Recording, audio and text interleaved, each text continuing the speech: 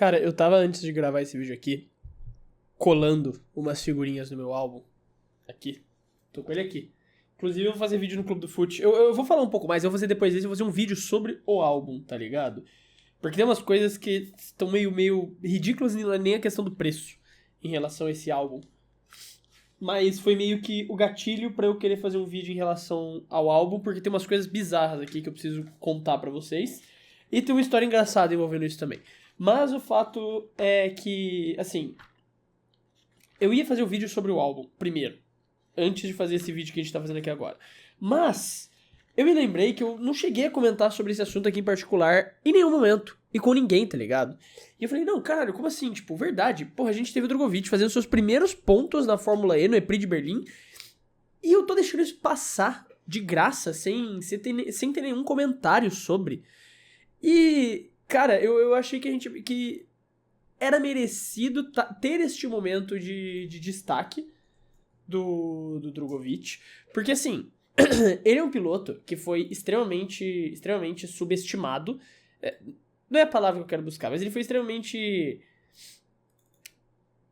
renegado. Essa é a palavra que eu tô buscando, isso. Ele foi extremamente renegado no automobilismo em geral, principalmente na Fórmula 1, tá ligado? Por conta de tudo que aconteceu com ele, com tudo que... Eu tô tentando abrir aqui enquanto isso, porque eu fechei sem querer a aba, que eu tava com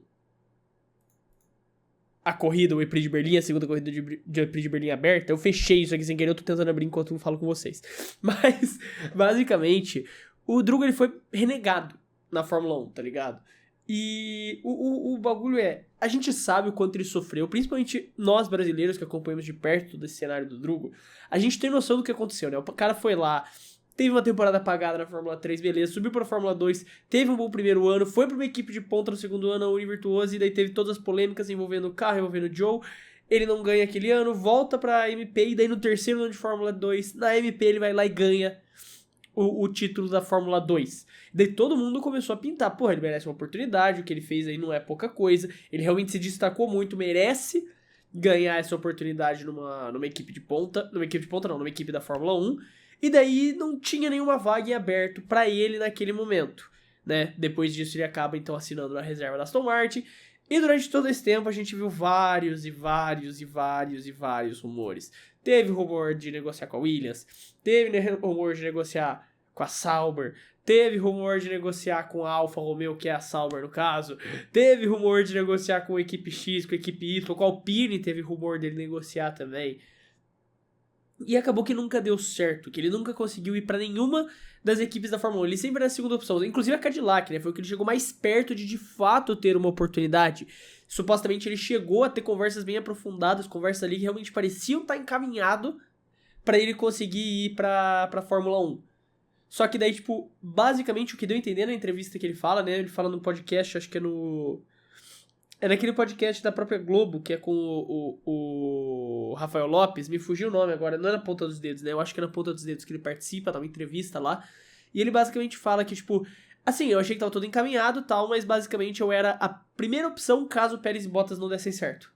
O Drogovic era, tipo, o primeiro da fila caso Pérez e Bottas não dessem certo.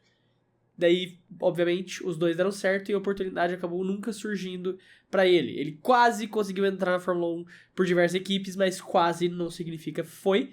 E, obviamente, nunca entrou na categoria.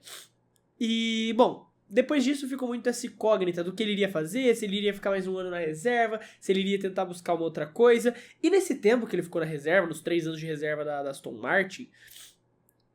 Uma coisa que eu falei mesmo, calma, uma coisa que eu sempre reforçava, que era uma coisa muito falada por várias outras pessoas, né, é o fato de que ele devia ter tentado buscar oportunidades em outras categorias nesse tempo, e não ficado tão focado só em ser reserva da Fórmula 1, sabe? Porque pro automobilismo é muito mais importante você estar mostrando o serviço do que você estar por ali, eu acredito. E um exemplo muito claro disso é o que aconteceu com o próprio Nick DeVries. O Nick DeVries correu por fora, correu na Fórmula E, corria em outras categorias, e eventualmente teve uma oportunidade ali, o Williams confiou nele de GP da Itália, beleza, recebeu uma oportunidade na AlphaTauri depois, a gente sabe que não deu certo, mas esse não é o ponto. O ponto é falar que o DeVries foi campeão da Fórmula 2 e não teve uma oportunidade na Fórmula 1 também. Então ele foi correr em outros lugares. E eventualmente uma oportunidade abriu e chamaram ele, que era um piloto campeão de F2, entendia o universo ali da Fórmula 1, era recente, tava com experiência de corrida, bota ele pra correr.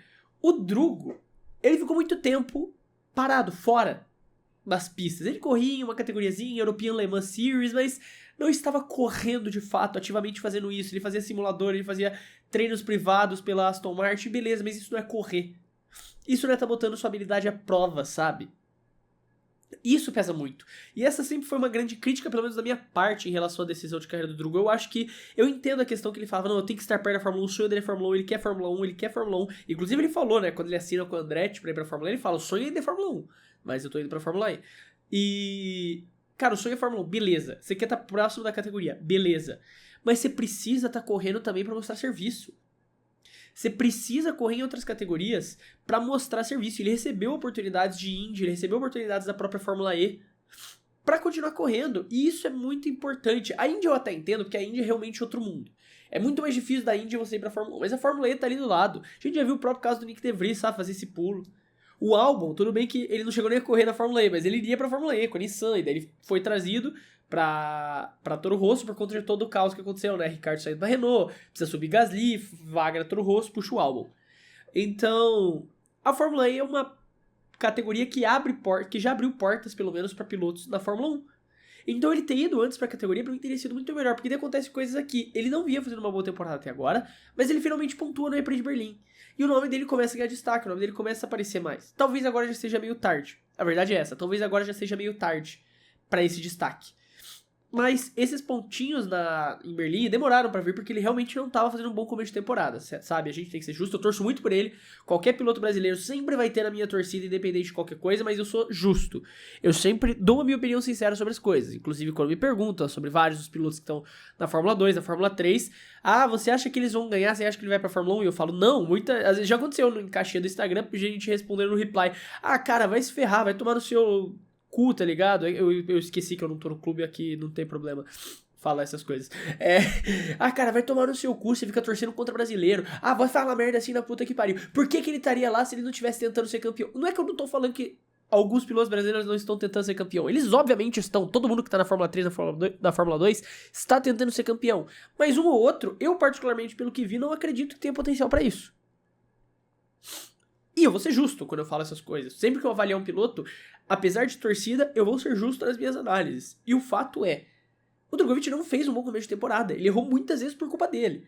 Muitas das oportunidades de ponto que ele teve não aconteceram por culpa dele. Enquanto o companheiro dele, o Jake Dennis, tá fazendo muito ponto. Tá indo muito bem no campeonato. Cadê? Só pra pegar aqui certinho a tabela. Caramba, esse sai da Fórmula E tá querendo me sacanear também.